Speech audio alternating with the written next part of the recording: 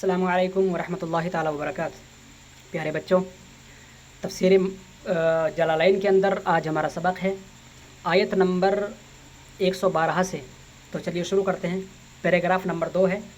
بسم اللہ الرحمن الرحیم۔ قال تعالی، اللہ تبارک و تعالیٰ ارشاد فرمائے گا، لہم، ٹھیک ہے، ہم تفسیر کے ساتھ آیت کے ساتھ ساتھ تفسیر پڑھیں گے۔ اللہ تبارک و تعالیٰ ان لوگوں سے ارشاد فرمائے گا، لہم بلسانی مالکن، ایک مالک کی زبان میں، مالک کی حیثیت سے اللہ تبارک و تعالیٰ ان سے کہے گا۔ وفی قراءۃ قل، اور ایک قرأت میں ہے، ایک قرأت میں قالا فعل ماضی کے بجائے فعل امر قل آیا ہے۔ بہرحال دونوں قرأتیں جائز ہیں، اور دونوں میں سے کوئی بھی ایک اگر نماز کے اندر پڑھ لی جائے تو نماز ہو جائے گی۔ قالا یا قل، کم لبثتم، اللہ تبارک و تعالیٰ فرمائے گا، یا تو یہ قرأت کی گئی ہے کہ قل، اے محبوب فرما دیجئے، کم لبثتم فی الارض، تم زمین کے اندر کتنی مدت تک ٹھہرے رہے، یعنی فی الدنیا، دنیا کے اندر تم نے کتنی مدت گزاری، وفی قبورکم، اور تم اپنی قبروں کے اندر کتنے دن تک رہے، عدد سنین، ٹھیک ہے، عدد سنین کا معنی کیا، کتنے سال تک، کم لبثتم فی الارض عدد سنین، یعنی کتنے سالوں کی تعداد تک تم اپنی دنیا کے اندر اور اپنی قبروں کے اندر ٹھہرے رہے۔ تو یہ آیت نمبر 112 ہے۔ عدد سنین یہ تمیز کی بنا پر آیا ہے، ٹھیک ہے، عدد جو منصوب ہے یہ تمیز کی بنا پر منصوب ہے۔ قالو، تو لوگ کہیں گے اس سوال کے جواب میں، لبثنا یومن او بعض یومن، ہم ایک دن یا دن کا کچھ حصہ ٹھہرے رہے ہیں۔ شکوا فی ذالک واستقصروہ، لوگ یہ جو بات کہیں گے، لبثنا یومن او بعض یومن، ہمیں جو جہنم میں ڈالا جا رہا ہے ہمیشہ ہمیشہ کے لیے، ہم نے تو اتنا بڑا کوئی گناہ نہیں کیا، ہم تو لبثنا یومن او بعض یومن، ایک دن یا دن کا کچھ حصہ رہے ہیں۔ شکوا فی ذالک، ایسا کہنے کے وقت وہ اپنے لہجوں کے اندر شکایت کر رہے ہوں گے، اپنے لہجوں میں وہ شکایت والا انداز اپنا رہے ہوں گے۔ واستقصروا، اور اس مدت کو کم جانتے ہوئے اور کم مانتے ہوئے شکایت کر رہے ہوں گے۔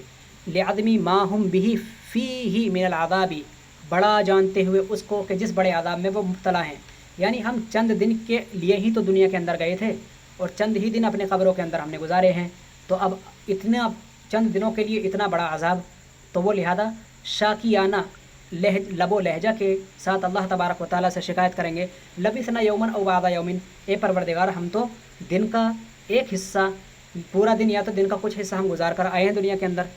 فاسأل العادین، تو ای الملائکۃ المحسین اعمال الخلق، تو اگر تمہیں ایسا لگتا ہے کہ تم کچھ ہی دن ٹھہر کر آئے ہو تو پوچھ لو شمار کرنے والوں سے، یعنی کہ ملائکہ سے پوچھ لو، المحسین اعمال الخلق، جو کہ مخلوق کے تمام اعمال کا شمار کرتے ہیں، تم نے کتنے بڑے بڑے گناہ کیے ہیں، اس کا بھی تو اندازہ لگاؤ کہ تم کتنی دیر تک ٹھہرے ہو۔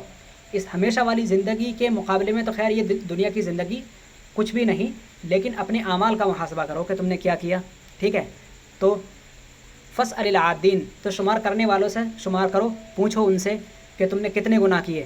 الملائکۃ المحسین اعمال الخلق، ان ملائکہ سے کہ جو اعمال، مخلوق کے اعمال کو گنتے ہیں، ان کو لکھتے ہیں، ان کو درج کرتے ہیں، ٹھیک ہے۔ قال تعالی، اللہ تبارک و تعالیٰ ارشاد فرمائے گا، بلسان مالکن، مالک کی زبان میں، وفی قراءۃ قل، اور ایک قراءت میں قل آیا ہے جیسے کہ ماقول میں ہے، ان ای ما، ان یعنی کہ ماں کے معنی میں ہے، یعنی کہ یہ ان نافیہ ہے، ٹھیک ہے۔ لبثتم یعنی کہ ما لبثتم، ان لبثتم الا قلیل، تم نہیں ٹھہرے مگر تھوڑے ہی، یعنی کہ تم تھوڑے ہی ٹھہرے ہو۔ لو انکم کنتم تعلمون، کاش تم اپنے اس تھوڑے ٹھہرنے کی اہمیت کو جان لیتے۔ مقدار لبثکم، یعنی کہ تم اپنے ٹھہرنے کی مقدار کو جان لیتے۔ من الطول، اس کی طول کے متعلق کہ یہ کتنا لمبا زمانہ تھا۔ کان قلیلا بالنسبۃ الی لبثکم فی النار، جہنم کے اندر رہنے کے بنسبت اگرچہ یہ کم ہے، لیکن کاش کہ تم حقیقت جان پاتے۔ افحسبتم انما خلقناکم عبثا، تو اے بندو کیا تم یہ سمجھتے ہو کہ ہم نے تمہیں یوں ہی بیکار پیدا کیا، لا لحکمت، کہ تمہاری پیدائش میں ہماری کوئی حکمت نہیں، وَإِنَّكُمْ إِلَيْنَا لَا تُرْجَعُونَ، اور کیا تم یہ سمجھتے ہو کہ تم ہماری جانب لوٹا کر واپس نہیں آؤ گے، کہ تم ہماری جانب لوٹ کر واپس نہیں آؤ گے۔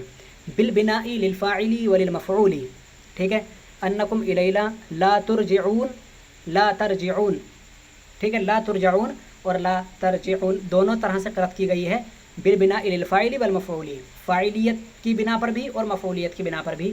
لا بل نتعبدکم بالامر والنہی، وَتَرْجِعُوا إِلَيْنَا،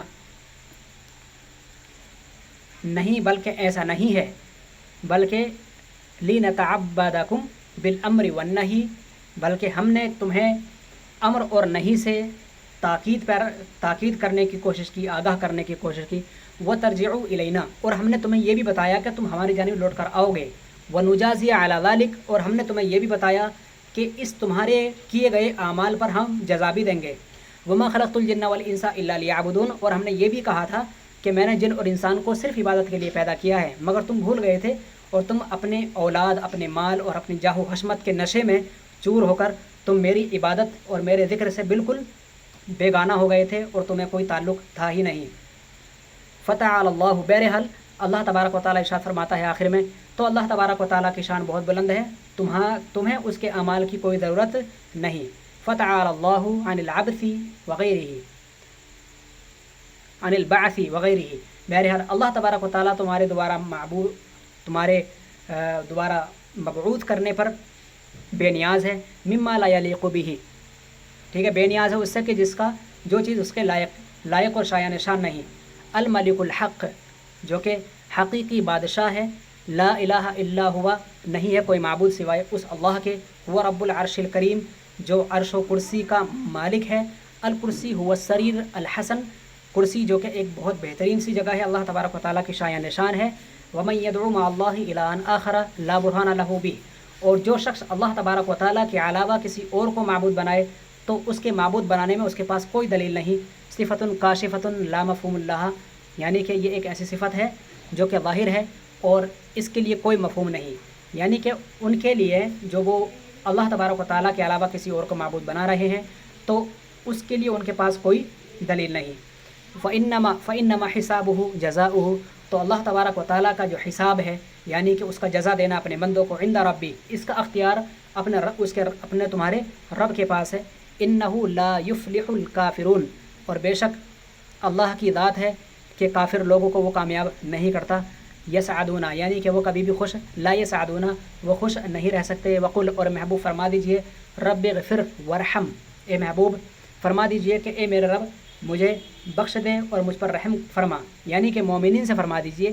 فی الرحمتی، یعنی رحمت کے متعلق، زیادۃ علی المغفرۃ، رحمت اور رحمت کے طلب کے لیے فرما دیجئے، اور بخشش مانگنے اور توبہ کرنے کی جانب انہیں زیادہ سے زیادہ رجحان دلا دیجئے کہ وہ رحمت کو طلب کریں۔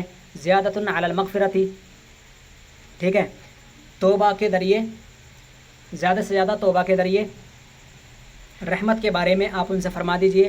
وانت خیر الراحمین، اور اے اللہ رب العزت، تو رحم کرنے والوں میں سب سے زیادہ رحمت کرنے والا ہے۔ افضل رحمت راحم، یعنی کسی بھی رحم کرنے والے سے سب سے بڑا رحم کرنے والا تو ہے۔ تو پیارے بچوں، یہ سورہ مومنون مکمل ہو چکی ہے اور یہ ہمارا سہ ماہی کا نصاب ہے، تو آپ تمام طالبات سورہ مومنون کو شروع سے لے کے آخر تک اچھی طرح سے ذہن نشی کر لیں اور یاد کر لیں، اور انشاءاللہ العزیز اگلا سبق ہمارا شروع ہوگا پھر بقرہ عید کے بعد انشاءاللہ العزیز۔ تو تب تک آپ امتحان کی تیاری کریں، کسی بھی وقت جامعہ کے اندر آپ کو عید بعد بلا کر کے امتحان لیا جا سکتا ہے، اور آپ کے امتحان کی اسکیم جلد از جلد تیار ہو کر آپ کے واٹس ایپ گروپ میں پہنچ جائے گی۔ تب تک آپ تیاری میں لگے رہیں، جٹے رہیں اور محنت و مشقت سے کرتے رہیں اپنی تیاریاں، تاکہ آپ اپنے امتحان میں کامیاب ہو سکیں اور آپ کا یہ لاک ڈاؤن کا عرصہ مکمل کامیابی میں گزرے۔ تو چلیے انشاءاللہ العزیز پھر کبھی ملیں گے عید کے بعد اگلے سبق میں سورۃ النور کے اندر۔ تب تک کے لیے خدا حافظ، السلام علیکم ورحمۃ اللہ۔